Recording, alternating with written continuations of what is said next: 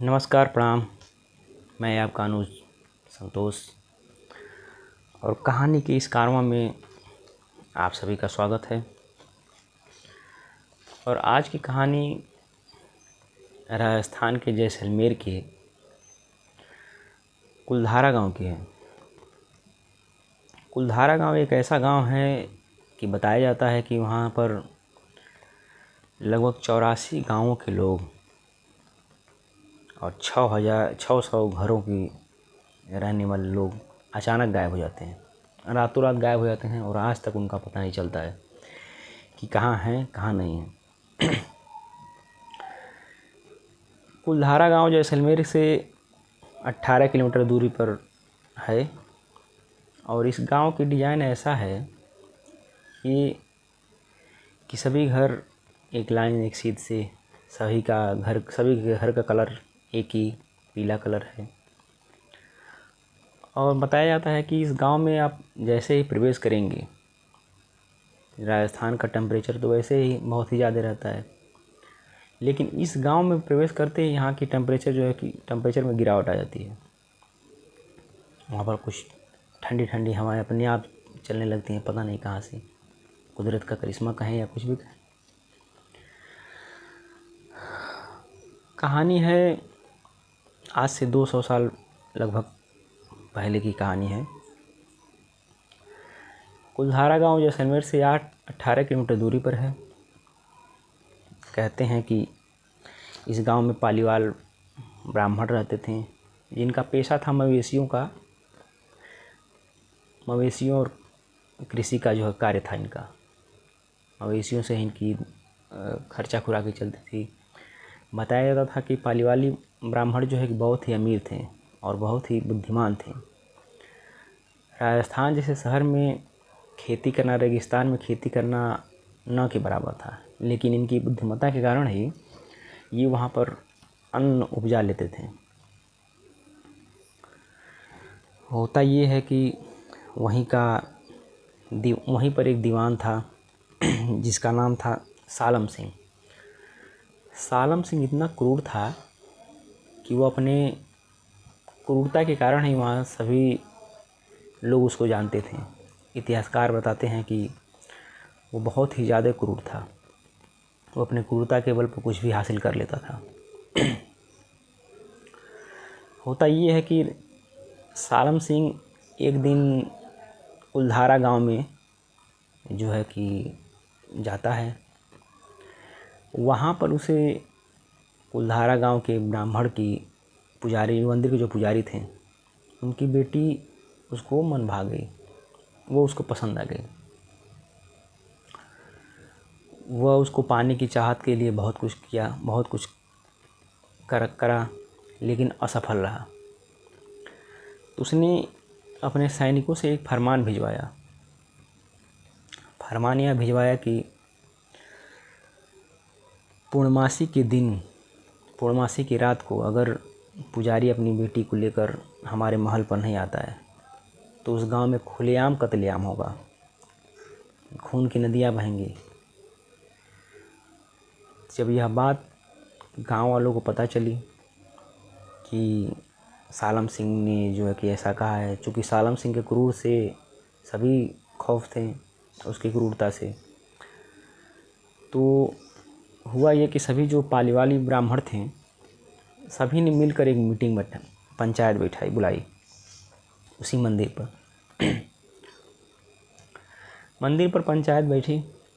पंचायत में फैसला लिया गया कि पुजारी की बेटी नहीं जाएगी, चाहे भले ही हमें अपना घर छोड़ना पड़े। तो फैसला यही हुआ कि सभी लोगों ने अपना घर छोड़ने का फैसला कर लिया। और पूर्णमासी आने वाली थी, उसके लगभग 3 से 4 दिन पहले ही वो लोग जो है गांव छोड़कर रात्रि में निकल गए। अपना कीमती सामान जो भी था वो लेकर निकल गए। पूर्णमासी की रात आती है। सालम सिंह यहाँ इंतज़ार कर रहा था, नहीं आई लड़की, पुजारी लेकर नहीं गए। तो सुबह होते ही सालम सिंह ने अपने सैनिकों को भेजा वहाँ पर, और सैनिक जैसे ही उस गांव में प्रवेश करते हैं, पता चलता है कि जितने भी गांव वाले थे एक भी बंदा, ना ही जो है कि पुरुष, ना ही महिला, ना ही बच्चे, कोई भी नहीं है। और उनके घर में सामान जो है कि जैसे था वैसे का वैसे ही है।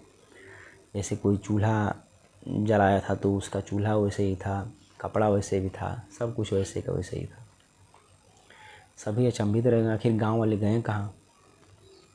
चूँकि 84 गाँवों का ये पूरा एक गांव था, मतलब गांव था, 84 गांव थे इस क्षेत्र में, और लगभग 600 घर थे। सभी लोग एक बार एक कहाँ जा सकते हैं। बहुत पता लगाया सालम सिंह, लेकिन कहीं नहीं पता चला। तो सालम सिंह जो गुस्से में आकर उसने कहा कि सैनिकों से अपने कि ऐसा है तुम लोग यहीं डेरा डाल लो, यहीं रहो, कभी तो कभी आएंगे लोग। लेकिन जब वो पालीवाली ब्राह्मण अपना घर छोड़कर जा रहे थे तो उन्होंने जो है कि एक श्राप दे दिया था कि आज के बाद से इस गांव में ना ही कोई रहेगा, ना ही कोई बस पाएगा, और जो रहने की कोशिश करेगा उसकी मृत्यु हो जाएगी। हुआ भी ऐसा। सालम सिंह की जो है सैनिक रहने के लिए जैसे ही दिन में आए, और रात में जो ये घटना घटती है कि उसके कुछ सैनिक की मानसिक हालत बिगड़ जाती है और कुछ सैनिक जो है कि बदहवास में मर जाते हैं। तुरंत आनन फानन में जो है कि उसके सैनिक जो सेना थी वो गांव खाली करके निकल गई। तब से माना जाता है कि यह गांव कलंकित है, कुलधारा गांव।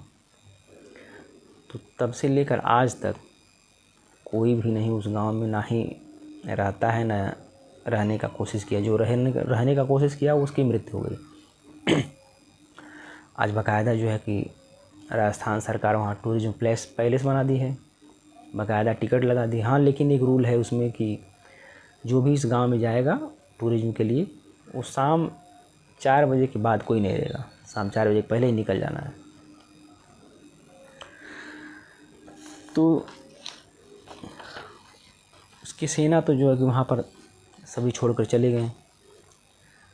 और बताया जाता है कि आज भी जो इतिहासकार हैं वहाँ पर जाते हैं वहाँ पर, तो बताते हैं कि आज भी वहाँ पर किसी के रोने की, चीखने की, पुकारने की, औरतों की चूड़ी खनकने की आवाज़ आती है। अगर आप उस गांव में जाते हैं बैठने के लिए तो ऐसा आपको आहट होगा कि हमारे बगल में ही कोई बैठा है, हमारे साथ कोई चल रहा है, ये आहट होते हैं।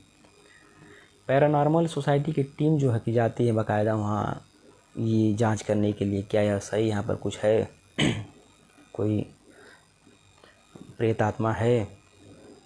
पैरानॉर्मल की टीम जो है कि अपना K2 मीटर लेकर और थर्मल कैमरा लेकर जाती हैं। चूँकि किसी के रहने का जो है कि वीडियो तो नहीं मिला, थर्मल कैमरे में कोई रिकॉर्ड नहीं, पुष्टि नहीं मिली, लेकिन K2 मीटर में आवाज़ें आती थी, तरह तरह की आवाज़ें आती थी, चूड़ी की आती थी, बच्चे के रोने की आती थी, जिससे सिद्ध होता कि हाँ यहाँ पर जो है कुछ आवाज़ें आती हैं। लेकिन आज भी जो है कि उस गांव के लोगों का नहीं पता चला कहाँ है।